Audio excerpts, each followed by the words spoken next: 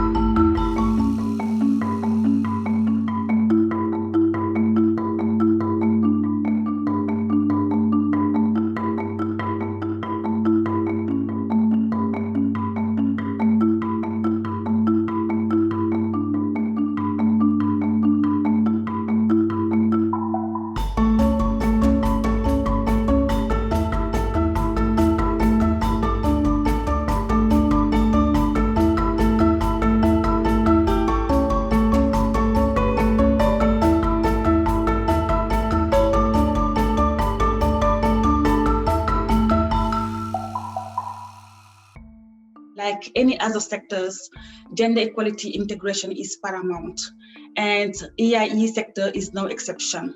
Why?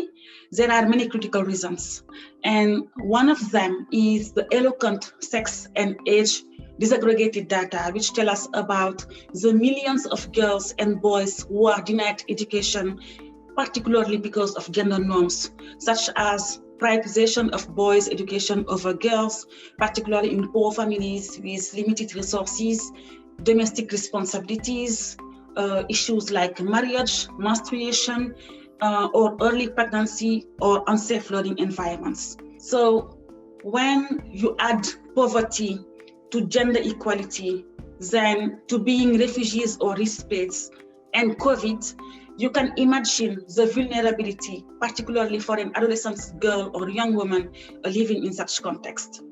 The refugee context is compounded by the fact that most refugees come from countries where education has completely collapsed. And unless they are provided a lot of support, they eventually do not enroll. The other issue is there are also harmful traditional practices. Issues like FGM still happen in the refugee camps. Issues like early marriage still happen in camps.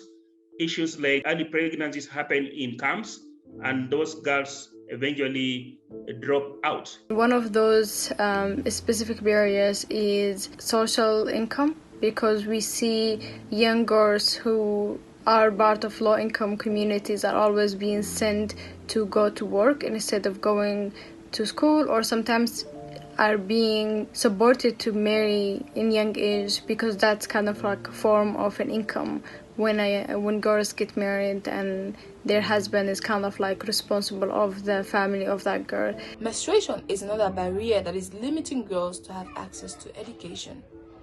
Girls are not being taught about their menstrual cycle and are not provided with menstrual hygiene products, and because of this, they tend to drop out of school. Emergency exacerbated or GBV, and then the pre-existing gender inequality. So it really, in emergency, GBV just become our huge problems, and it's not just that women and girls experiences it, but it also hinders women and girls' access to different services, including education. Emergency is not a monolith, and we always need to be mindful of the type of emergencies we are, of the duration, etc. And our gender equality response should largely depend on the crisis context.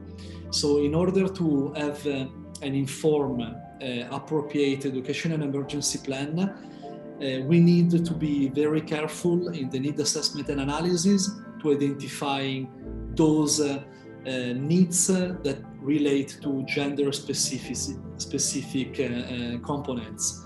And after that, using those evidence to generate and to develop appropriate plan that include those gender aspects and factor.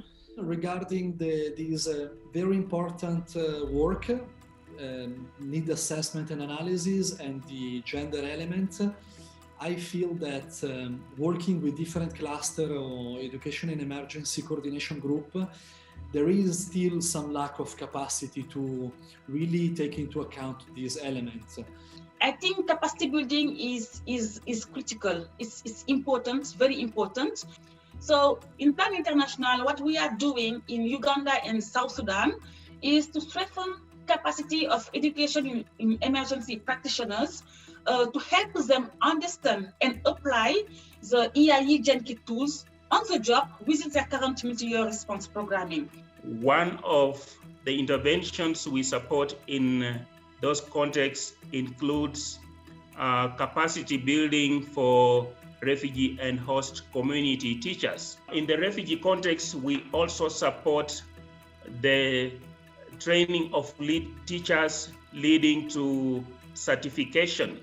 When we have large classes that will require somebody to support the teacher to manage, then we prioritize girls who have gone through grade 8 or grade 11. They normally will not qualify for a teaching course. So we put them in class to support the teacher in management of the class. And then with the time, they begin to gradually acquire some teaching skills, some classroom management skills. And then they gradually also are transitioned into assistant teachers. Now, when we go into recruiting for teachers to be enrolled into the training program, we prioritize these assistant teachers. That has also helped to increase the number of female teachers getting into the teaching profession. In our organization, we really wanted to give a platform for young women to advocate for issues they care about and issues that impacts them, and also like how we could help them to organize either policy change or an educational system where most of those communities who send their girls to work instead of sending them to the school don't understand the long-term impact of girls being out of school and how even like keeping girls in the school is economically benefiting from them. So that education is also one of the important things. Now, with the onset of COVID, what we found is that all of Nigeria, for the first time, was faced with the exact same situation that the Northeast has endured for years.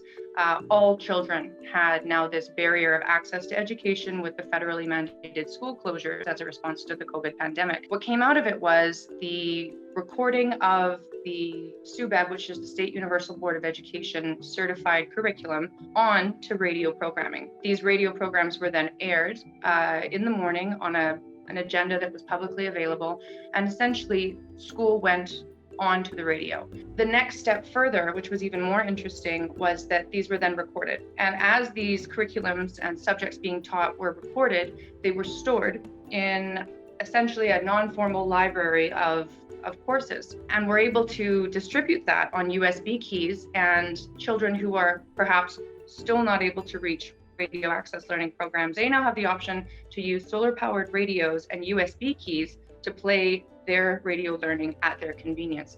The impact this has had on girls' education is that during school closures, the domestic burden was incredibly high on the girl children, disproportionately high. Girl children were not available to learn during the hours that these recordings were normally provided.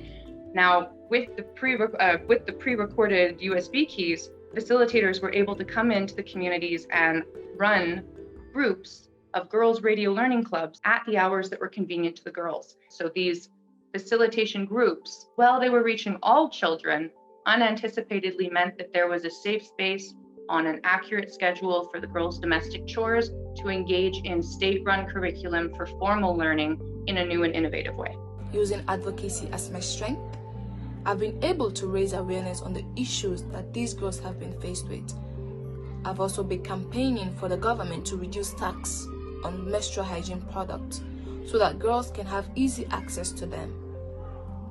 I've also been working with local communities to educate mothers, daughters, families about the importance of going back to school. In my opinion, those tool resources can really help practitioners, and in particularly from my perspective, cluster and other education and emergency coordination group, to think and include the gender elements throughout the humanitarian program cycle. Indeed, there is a range of rich education in emergencies and gender tools out there.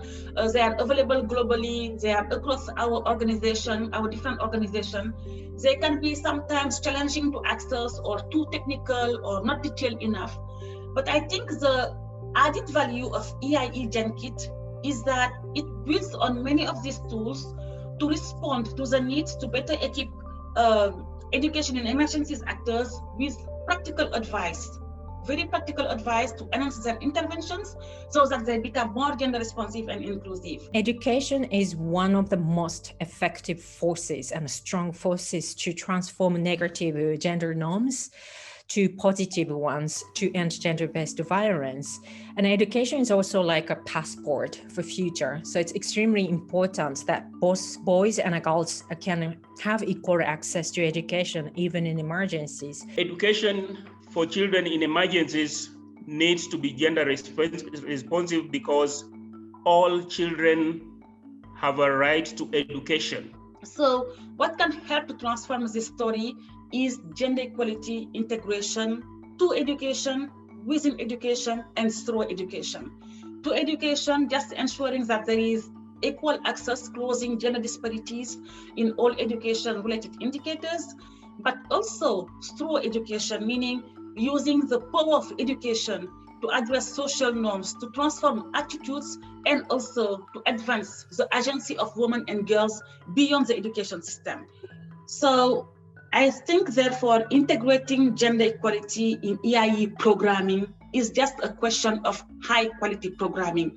It's a question of high impact and sustainability. It's just the smart thing to do. Crisis presents an opportunity to transform education systems, to adapt curriculum and teaching practices, as well as reveal new approaches to redress gender imbalances in education. It is therefore critical that education initiatives adopt a gender lens and implement strategies that address negative gender and social norms, that they promote gender equitable practices, and ensure that all learners are reached. The Education in Emergencies Gender Kit provides tools to help address the specific barriers to education associated with gender, together with factors like poverty, age, disability, ethnicity, language, and location. The tools include practical guidance on how to adapt and tailor education in emergencies programs and their delivery across a range of crisis contexts. These are aligned to the INEE minimum standards for education and the INEE guidance note on gender. Sustainability is a cornerstone of the EiE-GenKit. It can be used to strengthen gender capacity across processes, across systems and actors, all working on education in crisis and conflict. INEE members have a crucial role to play in disseminating and promoting the uptake of these tools. We encourage all of you to use the EiE-GenKit to ensure that your interventions and response, that they are safe, equitable, and gender responsive. Now is the time to leverage the power of education in emergencies. We must commit to leave no one behind.